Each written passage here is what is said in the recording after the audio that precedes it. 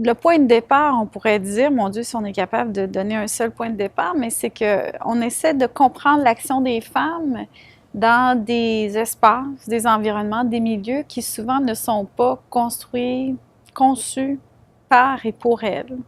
Donc, essayer de voir comment les femmes, en fait, rencontrent des enjeux particuliers dans des configurations spatiales qui sont souvent le produit d'un univers masculin. Alors, à partir de ce point de départ-là, il y a donc beaucoup de thématiques qui se profilent et des thématiques qui vont donc nous amener dans des domaines de spécialisation, là, la géographie urbaine, la géographie historique, la géographie autochtone. Et le point de départ, c'est toujours de voir que l'espace n'est pas une donnée absolue, là, qu'il existe comme l'air qu'on respire, mais que c'est une construction sociale, une construction culturelle, une construction genrée. Donc, les femmes naviguent là-dedans dans une position de marginalité et de subordination souvent. À partir du moment où, avec la révolution industrielle, les moyens de production ont changé, on a genré un espace, donc le public, c'est masculin, le privé, c'est féminin. Ça, c'est toute la configuration des villes d'après-guerre qui calque un petit peu cette division-là et qui assigne un genre, un sexe plutôt qu'un autre à chacun de ces espaces-là.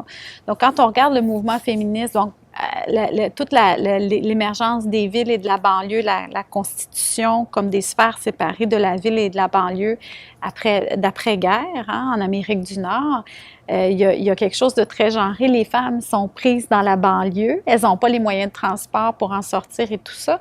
Et ça, c'est tout le livre de Betty Friedan sur le féminine mystique, la mystique féminine. Tu sais, les femmes veulent sortir de la banlieue, donc c'est vraiment une question d'espace. Les femmes n'ont pas de mobilité, les femmes n'ont pas d'accès à la sphère publique.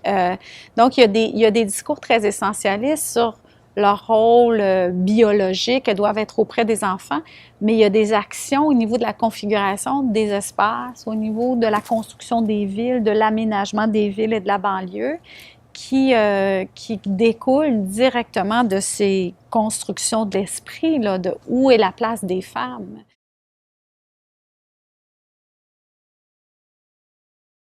Le mouvement féministe blanc, là, on s'entend des femmes blanches là, dans les années 60, suite à la publication de la mystique féminine et d'autres livres là, qui ont emboîté le pas, ben, c'est de dire les femmes ont droit à la ville, en quelque sorte, les femmes ont droit à l'espace public. Donc, c'est une question très géographique que l'émancipation des femmes dans ce regard-là. C'est quoi l'émancipation des femmes? C'est leur permettre d'avoir accès au marché du travail, tout ça, mais ça prend des structures territoriales, des structures sociales pour permettre ça.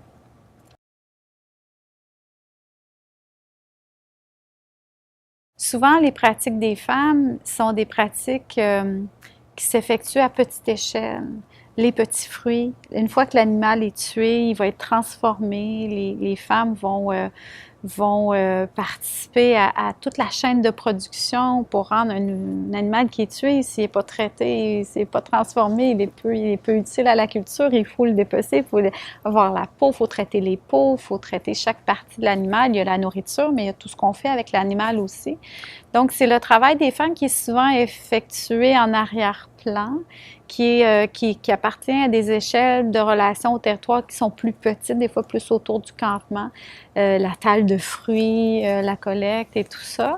Mais ça ne veut pas dire que ça ne crée pas des modes, des connaissances bien spécifiques, bien particulières qui ont un très grand impact. Donc, au début de mes travaux dans ma chaire de recherche en géographie historique, je me suis intéressée justement aux échelles de production des savoirs, des pratiques et des savoirs des femmes. Et là, je trouvais ça incroyable de voir qu'au niveau de l'observation du phénomène du réchauffement climatique, si on n'avait pas les connaissances des femmes sur les plantes, sur les petits fruits, on manquait tout un grand pan de ce qui est en train de se passer en territoire, tu sais, au niveau de la transformation des ressources et tout ça, à cause du réchauffement climatique. Quand on pense aux femmes autochtones, on pense à bien sûr, à tous les enjeux, le meurtre et la disparition des femmes autochtones, la violence faite aux femmes autochtones. Je pense qu'on a un grand travail à faire, puis heureusement, on devrait s'avancer vers des choses là, pour essayer de faire le jour sur ces dynamiques structurelles de violence contre les femmes autochtones. Tout ça occupe l'avant-plan, c'est très important, ça fait partie du processus de prise de conscience et de décolonisation.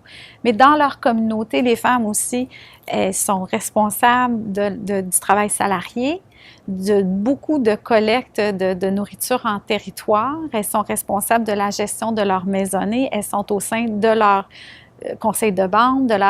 Donc, la culture autochtone, à plein d'égards, est portée par l'action, l'activité des femmes.